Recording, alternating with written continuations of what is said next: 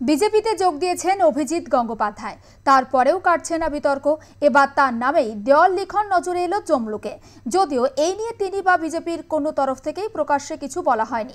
বিজেপির টিকিটে তমলুকে প্রার্থী হওয়া নিয়ে বাড়ছে জল্পনা।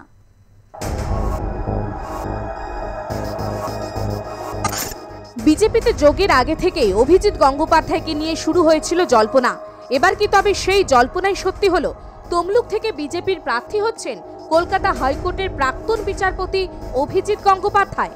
যদিও এই নিয়ে তিনি বা বিজেপির কেউই প্রকাশ্যে কিছু বলেননি, তবে এবার তার নামেই দেওয়াল লিখন নজরে এলো তমলুকে।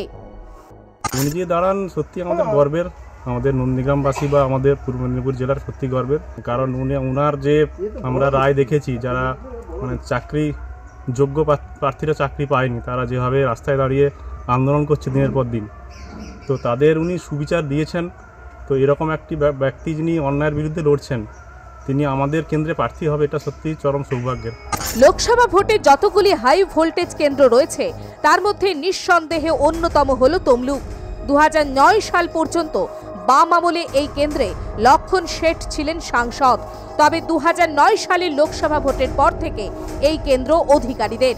যদিও অধিকারীরাও এখন শিবির বদলেছে। শিশির অধিকারী কিংবা দিব্যেন্দু আনুষ্ঠানিকভাবে বিজেপিতে যোগ না দিলেও তাদের শাসক নানা মন্তব্য বুঝিয়ে দিয়েছে তারা কি চান। এই আবহেই এবার তমলুকে বিজেপির মুখ হতে পারেন কলকাতা হাইকোর্টের প্রাক্তন বিচারপতি অভিজিৎ গঙ্গোপাধ্যায়। দলীয়ভাবে এই কেন্দ্রের প্রার্থীর নাম ঘোষণা না হলেও নন্দীগ্রামের হরিপুরে নজরে এলো দেওয়াল লিখন। পূর্ব মেদিনীপুর থেকে দীপক পণ্ডার রিপোর্ট, আর প্লাস নিউজ।